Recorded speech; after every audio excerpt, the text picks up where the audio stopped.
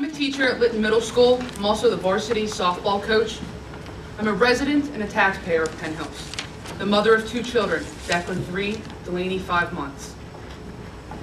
As a parent, resident, and teacher, I'm extremely concerned about the ever-increasing negative climate that Penn Hills has brought upon itself. I have been a resident of Penn Hills for 31 out of my 33 years. I was raised in this community, attended the schools in this community, and I am raising my children here, for now.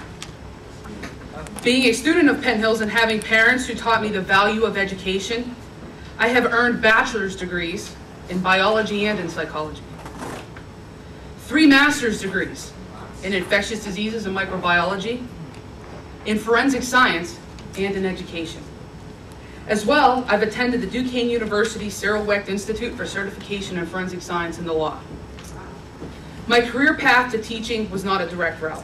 I have worked at the Allegheny County Coroner's Office as a research associate testing antibiotic efficacies for Fortune 500 companies as part of their FDA trials, and as a sales representative for Fisher Scientific, one of the world's leading science suppliers. However, even with these successes that I have achieved at the jobs that I have obtained, I chose to leave because I desired to have a career, not just a job, that was rewarding and would allow me to utilize my education and work experience to mold the future. Mr. Liberto, you were the first person in this district who urged me to choose education and to only consider Penn Hills. Penn Hills was the only district in which I applied, and the only district I chose because I did believe in the good in Penn Hills. Both actions which have now led me to the conflict I face today and will address momentarily.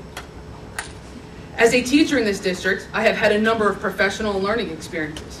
This past fall, while I was on maternity leave, I was chosen to be a member of the Biology Keystone Exam Blueprint Committee. Only 20 educators in Pennsylvania have this distinction. I was not only a representative for Penn Hills, but I was the only educator chosen from Allegheny County. Still, no matter how much education I have received or work that I have done to become a great teacher seems to matter recently. A series of negative comments aimed directly at the qualification and effectiveness of teachers, all teachers in this district, has had serious negative consequences, not for the present, but the future as well. This district is in the process of building 2 multi-million-dollar education centers. While we may have beautiful state-of-the-art buildings, who will you have teaching them? Negative comments that have been posted on Facebook accounts made public, in the news media, and on our own district website have served as dual warnings. First, it sends a message to established, effective, good teachers to run. Run as fast and as far from this district as you can, because no matter how good you are damaged goods. Some who are responsible for the negativity have tried to justify their statements by claiming they're not talking about the good teachers because you know who you are. Well, this may be true, but the fact remains the public as a whole sees a teacher of Penn Hills and automatically surmises that teacher is no good because in the paper they read a comment from a board member, a community leader, which reflected on all the teachers. Mr. Bailey, I had the pleasure of being a teacher for one of your children. I also taught 2 children of a former board member. How could concerns of my effectiveness not be addressed to me directly, but I read them on the internet or in the newspapers? Mrs. Fagioli, you have sought out my opinion on various educational issues. I believed it was because you valued my opinion as an effective educator and as a community member who truly cares about Penn Hills. Mrs. Crow, you have the unique position of sitting on this board as a parent of 2 Penn Hills teachers. Is it not a painful experience for you to see your own children have their professional effectiveness attacked? Please don't be surprised when you start to see teachers once thought of as being good start to jump ship. The second consequence of these negative statements will be in attracting quality teachers for the future. Should Penn Hills turn around and get reestablished as a viable district, you can be assured that potential teachers will take heed when contemplating working here. The negative comments serve as a secondary warning stating, welcome to Penn Hills, enter at your own risk.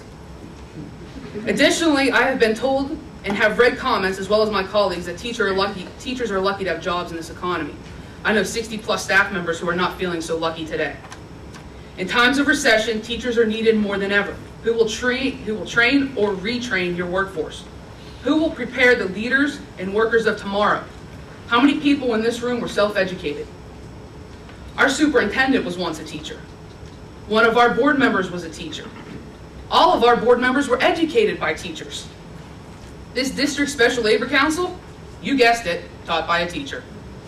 So please tell me, how is a society to function without teachers? We are not lucky. We were wise in our choice of profession, and we are not immune to downsizing. In response to the comments that teachers are paid enough and you only work 9 months out of the year, now you want more money? Or, hey, my husband or wife isn't getting more money this year. The salary of a teacher and how it is viewed is all a matter of perspective. Please take into consideration the debt that must be incurred to become a teacher.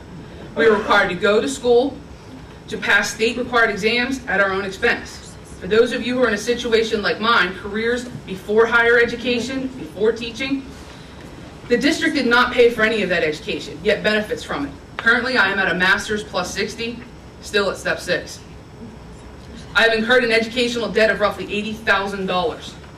My yearly salary is $45,000 before taxes and other deductions.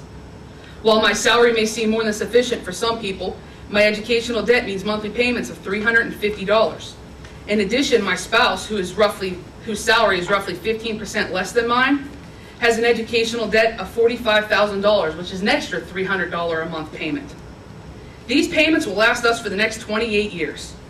Our educational debt is almost the same as our mortgage, all of which will be roughly paid off at the same time.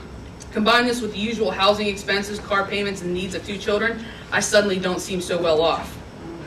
As the teacher is only working 9 months out of the year, let's not forget the amount of work that teachers are required to take home with them as part of their career. We do not have the luxury of leaving our jobs when we walk out the door.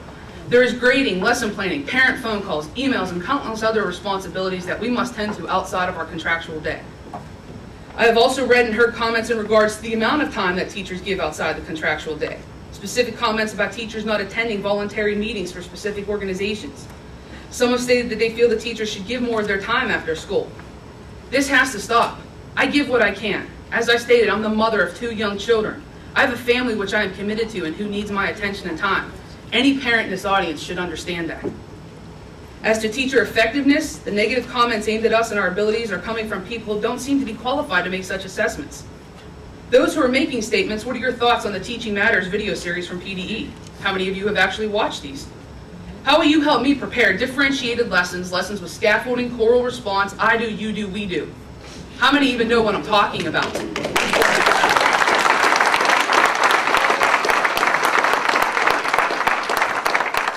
Being a parent doesn't make you an expert on child education. I'm trained in education and a parent, and I'm far from being an expert. So please remember, the next time you choose to bash a teacher, attack the effectiveness of a teacher based on a test score, or comment on a teacher requesting a raise, take a look around this room. Look at the teachers in this room who are here. The teachers who live here and teach here. I am a teacher, I am a parent, I am your neighbor. I leave you with this. Watch your thoughts, they become words. Watch your words, they become actions. Watch your actions, they become habits. Watch your habits, they become your character. Watch your character, it becomes your destiny.